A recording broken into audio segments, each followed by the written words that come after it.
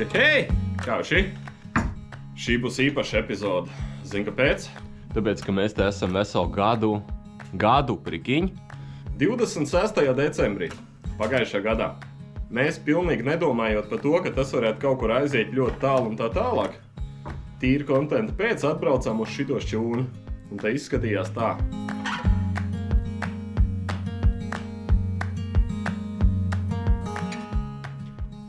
Un kas bija domāts kā projekts pāris sērijām, vienkārši tā, lai varētu parādīt, ka te kaut kas notiek, kamēr galdniecībā kaut kas kustās, pārtap pa pavisam kaut ko citu. Un man nekad nebija vispār nekādas idejas, ka tas viss varētu nonākt tik tālu, vai ka tas visa laika varbūt varētu pāraugt savā, biznesā, kā to nosaukt, pasak priekšā.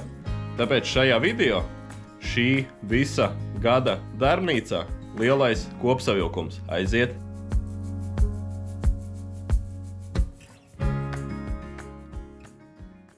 Mums kādreiz bija saimniecība, un šitais telpās kādreiz te, kur es tagad sēžu, bija stālis. Tad bija viss, tad bija guls, tad bija 3 guls. Tad bija cūks, jā. Un pirmā sērija uz to brīdi likās pat ļoti skatām, bet tagad uz to visu atskatoties reāli brīnos, ka kāds viņu skatījās. Tāpēc, ka tā bija kārtošana vienkārši 2 dienu garumā. Pie reizes uzlikām arī kaut kādas pirmās pāris gaismas, uztaisījām pie sienas plauktas tā, lai varētu salikt kaut kādas dēlīšas savās vietās. Un tas arī no pirmās sērijas bija praktiski viss. Pēc pirmās sērijas man reāli pārsteidza tas, ka man kanālam, kam reāli ir uz to brīdi kaut kāds 100 abonenti, vai tas pat bija bišķiņ pēc, savācās kaut kāds 700 vai gandrīz 1000 skatījumu. Tas bija kaut kas diezgan unikāls priekš man tajā brīdī, un tas likās diezgan krūti. Un skatījumi, lai arī viņi īsti uz to brīdi neko nedēļ, reāli motivēja braukt un darīt tālāk. Tāpēc nākamā nedēļā, kas jau bija otrā sērija, tikām tik tālu, ka mēs beidzot ieraudzījām, kāda izskatās grīda apakšā zem gružiem. Un man patīk domāt, ka šis ir tas brīdis, kad ģimene arī saprata, ka šis nebūs tas projekts, kas ātri pāries un aizmirsīsies. Un pat cik plāns galvā bija skaidrs un zināja, ka darbnīcai vajadzēs instruments, tepat pie mums mājai un dārzam darbnīcai tika iepirkts pirmais štrums. Tā bija makītas virsfrēze, kur mēs iebūvējam galdā un kur līdz šai dienai reāli arī strādā. Ap šo laiku es jau beidzu lēnām kautrēties no kameras, un to var redzēt 3. video. Un kad pirmais štrums bija gatavs praktiski darbam, radās ideja par lielo plānu. Un nākamajā video mēs ne tikai tikām līdz betona grīdam, bet arī sarakstījām uz tāfeles, kas darāms, kas jau izdarīts un kas vēl tālā nākotnē ieplānots.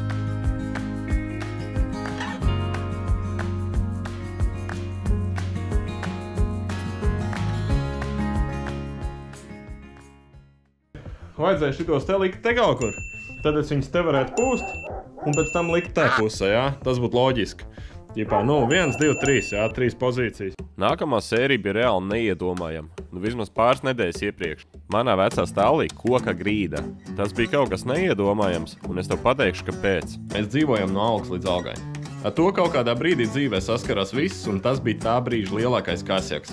Tas, ka reāli viss, kas te notika no pēdējiem līdzekļiem, pilnīgi visu laiku. Burtiski tev makājas 100 eiro, un tu pa viņiem aizbrauc un nopērc dēļas grīdai. Bet ap šo laiku liels stimuls bija tas, ka kanālam parādījās pirmais, varētu teikt, atbalstītājs, kurš joprojām ir ar mums. Vairāk uz rokas spiedienu principu balstīt sarunu. Tā kā liels paldies Jānim un Jānim, sīkāk gan neminēšu, bet gan jūs jau saprot, no kuras puses viņi nāk. Un tā darbnīcā iekārtojās pirmā puses jau no mūsu grīdas. Tā apsāk izskatīties jau daudz maz adekvāti. Protams, līdz pabeigtam vēl tālu, bet tas bija liels svarīgs solis. Stāls, workshops, stālis, celm workshops. Celms workshop. Visiem ir workshop. Es agribu workshop. Pēc smuku ritīgi uzrakstu uztaisīt celms workshop. Un līdz grīdas pabeigšana nāca viens no līdz šim populārākajiem video. Negribas lielīties, bet ar šo instrumentu mēs trāpījām 10. Tas ir skilzāģis, kur mēs jau pirmajā sērijā iebūvējam darba galdā.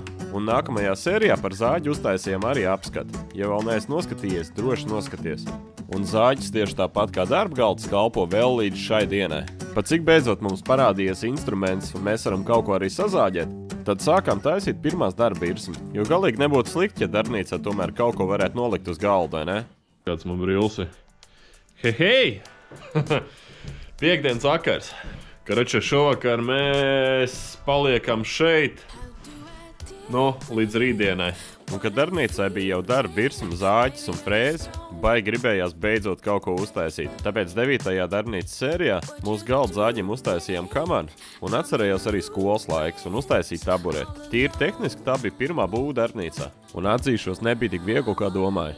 Mazs patīkams pārsteigums bija no abonenta saņemts suvenīriņš, joprojām stāv pie manam atslēgām. Par to paldies BMT Workshop. Gan nebija labi. Pat cik taisot taburetes saprata, ka ēvelēt ar rokam tā nav štela, nolēma nākamā sērijā pastrādāt pie elektriskās ēveles. Pilnīgs basics, vienkārši statīvā ielikt rokas elektriskā ēvele, bet šitas rīks mums palīdzēja daudz dažādos projektos uz priekšdienām. Un kad šis projekts bija pabeigts, saprata, ka šitai mazai telpai noteikti vajag kaut kādu siltuma avotu. Un pagaidām telpu sildīja gāzes sildītāji, bet tā nav ilgtermiņa opcija. Tāpēc vienā stūrī nolikam pastaisīt krāsniņu un nošausim 2 zaķus ar 1 šāvienu. Tas ir atbrīvosimies no atgriezumiem un pie viena arī uzsildīsim telpu, lai varētu siltumā iekārtot instrumentu sienu.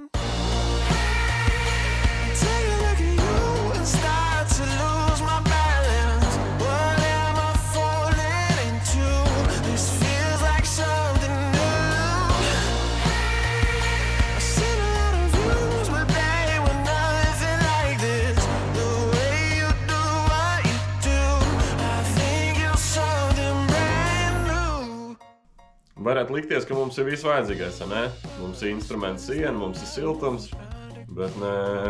Un par to, kas mums reāli trūkst, mēs sapratām tikai tad, kad sākam atkal kaut ko būvēt. Ēvelēšana tā reāli joprojām bija liela problēma. Ne tikai ēvelēšana, bet vispār taisnošana. Tāpēc, ka mēs varam nolīdzināt malas, bet kā apstrādāt plakanas, mums joprojām nav vispār opcijas.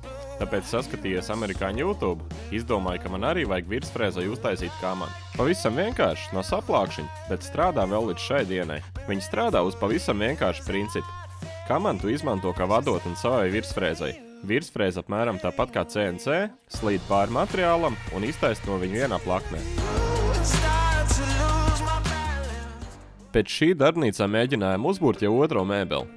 Protams, joprojām nevaram uztaisīt neko lielu un grandiozu, un strādājam ar to materiālu, kas ir pieejams. Bet instrumentu klāsts, ko mēs varam izmantot, burtiski pieaug ar katru sēriju, un tas ir ļoti no svara. Ja no sākuma bija tikai zāģis un frēze, tad tagad mēs jau varam gan izlīdzināt plakanas, gan noevelēt malas. Te sapratu, ka mums ir veids, kā apstrādāt materiālu, bet nav veida, kā viņus savienot. Un laimīgs sagadīšanās pēc par to parūpējās abonents. No zila gaisa pats uzrakstīja, ka hei, es tev varu šitādu te uzdāvināt. Un tagad mēs varam tapot.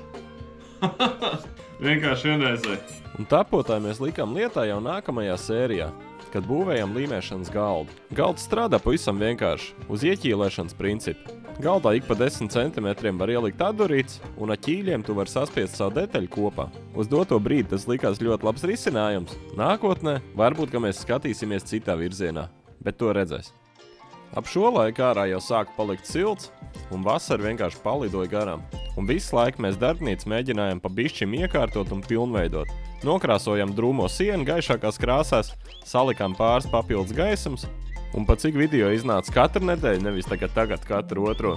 Diezgan daudz ko sadarījām. Paspējām uztaisīt akai vāku un lapenei galdu. Un, protams, izmantojam silto laiku un paspēlējamies ar epoksīdu. Epoksīds ir reāli interesants, un šo tēmu mēs noteikti turpināsim. Tikai jāsagaida siltais laiks, lai mums ir daudz maz vienāda temperatūra un mēs varam ar viņu strādāt.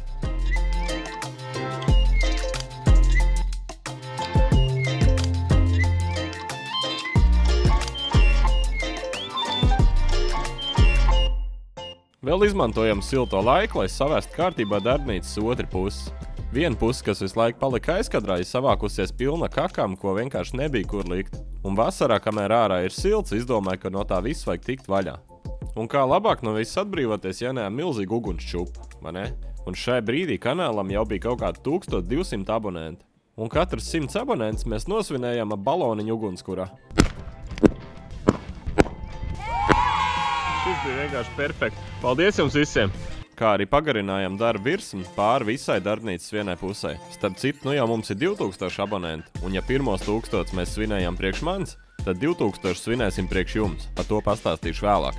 Iepriekšējos video diezgan daudz ir bijuši momenti, kad es sapņoju par jauniem instrumentiem, sēžu tur pie krāsniņa, baigi runājos, ko vajadzētu pirkt un tā tālāk. Un beidzot pienāca tāda laika, kad es to varēju arī atļauties. Tāpēc darbnīcā parādījās ļoti svarīgs instruments. Tā ir biezumēbele. Un šis, tieši tāpat kā skilzāģis, ir instruments, kas piedalās gandrīz katrā projektā. Un vēl nereiz nav pievīls. Par biezumēnu kanālā ir arī apskats, kuras izstāst visus plus, visus mīnus un savu pieredzi ar šo instrumentu.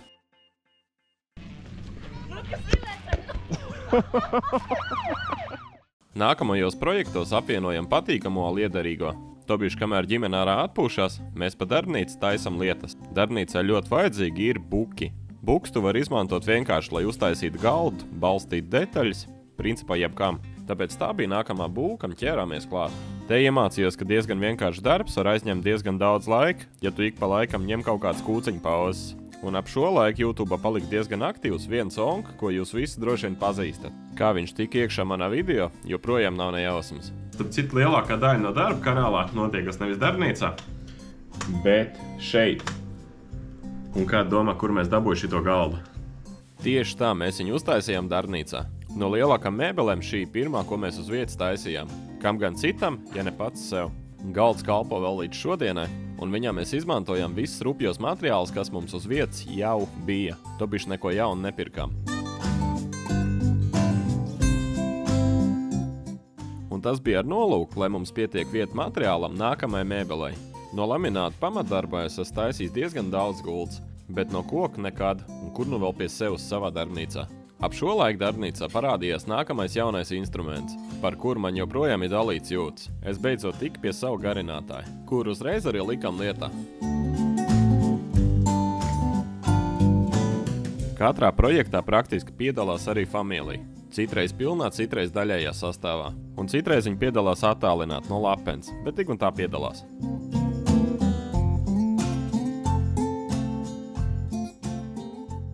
Kopīgiem spēkiem gultu veiksmīgi sanāca nobeigt, un nākamais video man bija reāli svarīgs, tāpēc, ka to gribēju izdarīt ļoti sen. Veiksmīgas apstākļu sakritības dēļ man čoms piespēlēja nesen demontēts grīdas dēļas, un mums bija materiāls grīdai. Vēlreiz paldies Ojāram par šo joku. Grīdu likam tieši tāpat kā pagājušo reizi. Ar lāzeru izliekam līmenī lāgas, un uz lāgām liekam virsū dēļas. Un, kad dēļi līdz galam salikt, taisam mazās svinības.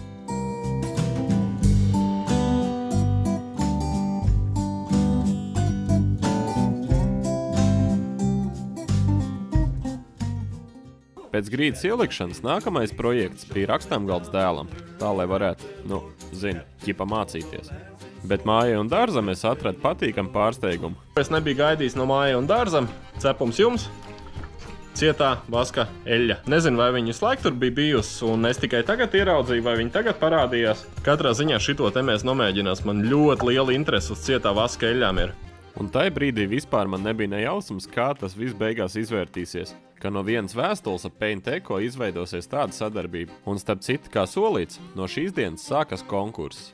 Konkursa nosacījumi ir ļoti vienkārši. Apakšā zem video komentārā būs nostiprināta saite uz Paint Eco Instagram kontu. Piesako viņa Instagram kontam, apakšā zem pēdējā posta, kur būšu es, ar šitiem smukuļiem. Droši piekomentē, ko tu no viņa klāsta gribētu izmēģināt un kam tu to izmantos. Un jau 20. decembrī tiks izlozēts uzvarētājs. Uzvarētāji viņi paziņos savā Instagram kontā un visticamāk parādīsies arī manējā. Paldies Paint Eco par atbalstu un paldies par šito iespēju. Pats labākais strādājot ar cietā vaska eļļām ir tas, ka tu viņus var uzklāt mājas apstākļos, putekļainā vidē. Ar viņam ir ļoti viegli strādāt. Burtiski uzklāj uz savas detaļas, ļauj minūtes 15 iesūkties un notīri nost lieko. Un tev nav jābaidās ne no putekļiem, ne no grūžiem. Un gal galā tas ir vietējais produkts, ko ražo vietējie no vietējām izejvielām. Un tagad atpakaļ pie galda. Šis galds bija diezgan īpašs, tāpēc, ka te mēs beidzot izmantojam cilvēcīgs savilcējs, cilvēcīgs vadotnes un cilvēcīgs materiāls. Un tas bija kā nedaudz solis augšup no ierastā.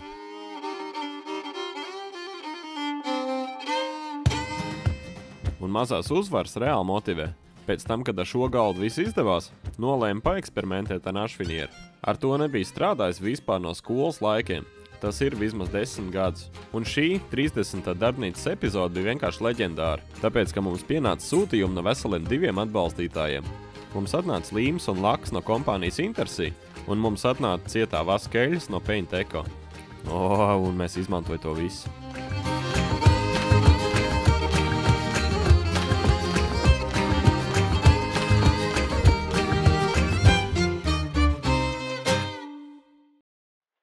Nākamais mūsu projekts bija tāds paliels izaicinājums. Pat cik pagājušreiz mēs sapratām, ka našfinieru mājas apstākļos var uzlīmēt, tad šoreiz mēģinājām jau kaut ko sarežģītāk.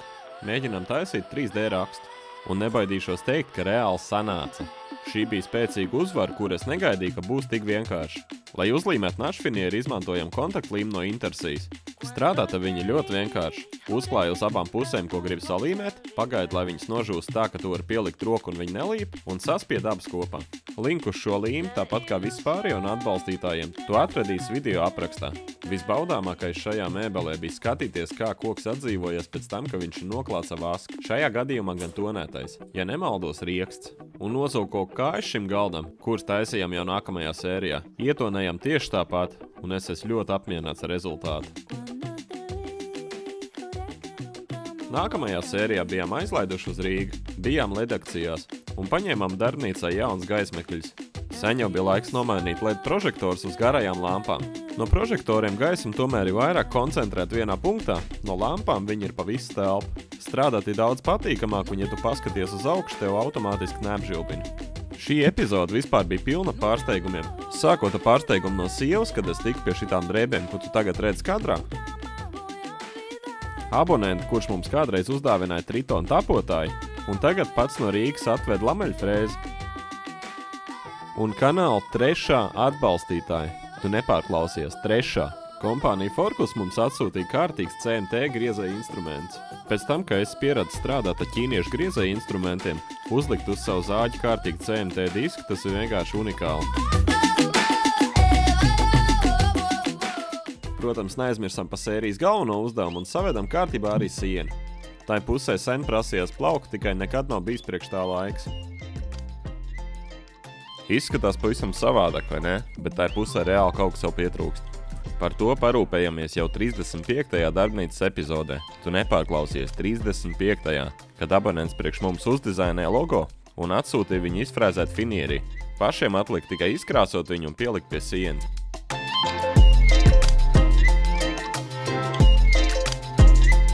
Vēl šī paša epizode bija ļoti svarīga to, ka mēs beidzot strādājam ar normālu materiālu. Bijām Kuldīgā kampusā un nopirkām sausu osi. Pēc tā materiāla, ar kur mēs esam pieraduši strādāt, šīs likās vienkārši vienreizēji. Tikai mums joprojām nav veids, kā normāli un ātri iztaisnot plaknu. Tāpēc viss materiāli nācās taisnot ar biezu mēbeli, laižot cauri uz kamandas, kamēr Rudolfs nesaņēmās un neaizbrauc uz Stokeru. Un tā mēs tikām pie jauna instrumenta. Un šis mūsu dzīvi padarīs daudz vienkāršāk. Ja pirmajā dienā, lai iztaisnot materiālu, man vajadzēja praktiski visu vakaru, tad ar šo es to būtu izdarījis pusstundas laikā. Un kā reiz ar jauno instrumentu un priekš manis kaut ko jaunu pildiņu fasādēm, šoreiz gan nebija 100% apmierināts ar mēbeli, bet tik un tā lepojos, un mēs pabeidzām kumodi.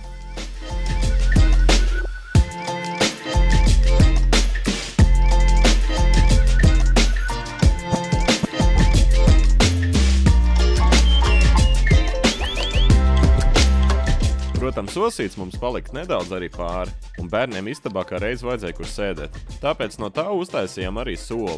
Forkus kā reiz mums uzdāvināja pocket hole šablonu, ko ļoti gribējās izmēģināt. Tāpēc to arī likam lietā. Sajūta tāda, ka jauna Amerika būtu atklājusi.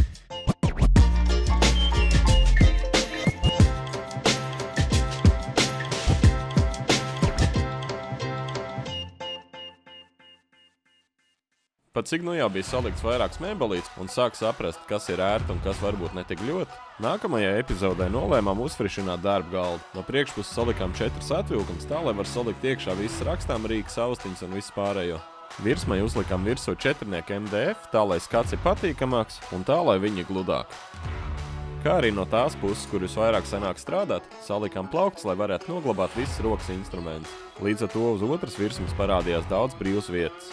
Un šajā pašā epizodē nopirkam beidzot arī nosūcēju. Tas nozīmē, ka visu laiku nebūs jāvelk putekļu sūcējs pie katra instrumenta. Un tad mums ir nākamā epizode. Nākamā epizode, kas bija pēdējā, ko jūs redzējāt. Tas bija priekš manis reāli svarīgs solis. Tas bija tas, pa ko es sapņoju no paša sākuma, jo ik pa laikam zāģējot vai evalējot, pagarinātājiem mēdz izšaut drošinātājs. Ar to beidzot tikām galā. Visā darbnīcā savilkam jaunas vads, salikam daudz jaunas rozetes, salikam kastīti ar automātiem un uzlikām priekš sev skaitītāju.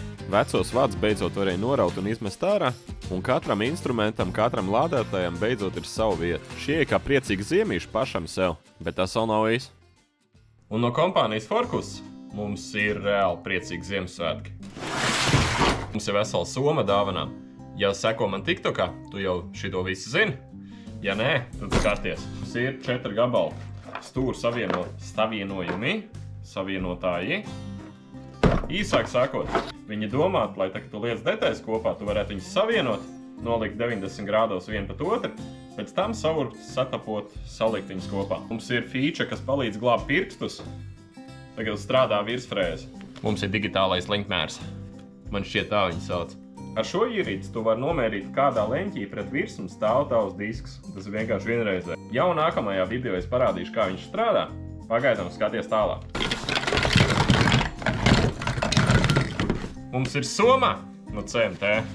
Un vēl šis tās. Šis bija absolūti negaidīti. Un strādājot ar ķīniešu frēzītēm nekad nebija iedomājies, ka man būs CMT vesels arsenāls. Šito visu jūs redzēsiet arī darbībā. Te ir burtiski visas frēzes, kāds jau varētu vajadzēt. Un priekš tiem, kas ir sarūktināti, ka šitai sērijā neko nebūvē, man arī priekš jums kaut kas ir. Kā domā, kas te iekšā? Pāris vārdi par kompāniju, kas padarīja šo iespējamu. Tas ir viens no kanāla atbalstītājiem – kompānija Forkus. Viņa veikalā uz vietas ir pieejams lielākais CMT klāsts Latvijā. Tas nozīmē, ka nevis pasūti internetā un kas atnāks, bet aizbrauc uz vietas, paskaties pačām, pataust, kāda tā frēze izskatās. Priekš manis tas ir ļoti svarīgi.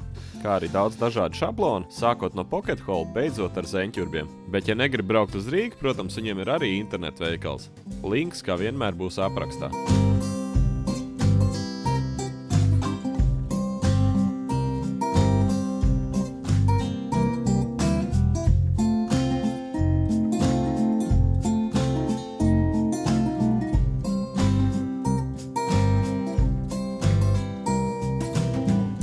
Tāds nu ir stāsts par mūsu darbnīcu. Tā mēs esam tikuši līdz tai vietai, kur mēs atrodamies tagad. Tīri sakarīgi, ne? Šitas gads, principā, ir pagājis vienkārši vienā lielā lidojumā. Viņš vienkārši paskrēja, tā kā nekas nebūtu bijis. Un noteikti jāsaka liels paldies YouTube'am un liels paldies tev. Par to, ka motivēja visu gadu garumā. Ne tikai ar padomiem komentāros, bet arī ar to, ka es solīju katru nedēļu izdot video, pēc tam katru otro nedēļu. Un līdz ar to uz katru nākamo nedēļu ir jāgatavo kaut kas, jāiet uz priekšu, kaut kas jādara, un tas neļauj atslābt. Tā ir kā papildus motivācija iet uz priekšu un darīt vairāk. Protams, mums ir tāls ceļš priekšā, bet pats galvenais jau ir izdarīts. Zini, kas tas ir? Sākt kaut ko darīt ir vissvarīgāk visā šitai pasākumā. Ja tev patīk šis ceļojums, un ja vēl neesi paspējis to izdarīt, droši nospied laiku, abonē kanālu un tiekamies nākamajos video. Protams, atceries piesakot TikTokam un Instagramam, tur arī reizēm kaut kas parādās. Ar jums bija Rudolfs un tiekamies nākamajos video.